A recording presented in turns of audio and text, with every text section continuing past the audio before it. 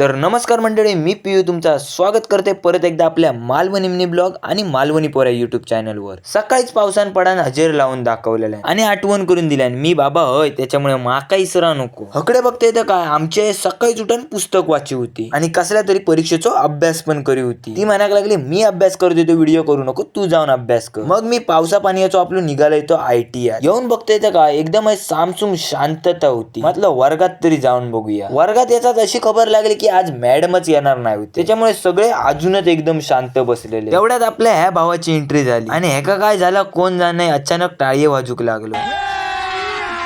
अभी मजा आएगा ना भिडो।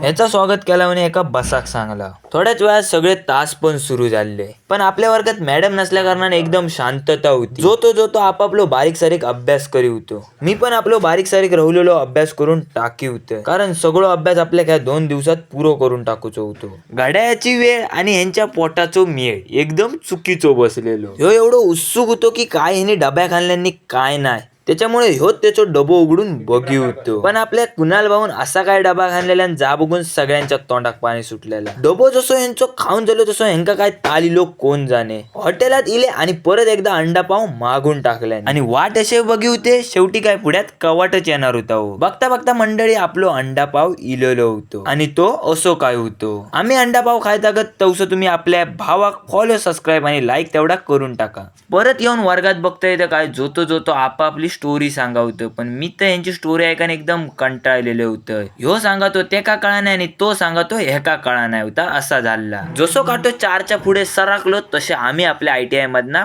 फरार झाला। तर मंडळी तुमका आजचा व्हिडिओ आवडलो तर आपल्या व्हिडिओक तेवढा लाईक करून टाका आणि असेच आपल्या ITI ची लाईव्ह बघूची असत तर आपल्या भावाक फॉलो आणि सबस्क्राईब तेवढा करून टाका। चला।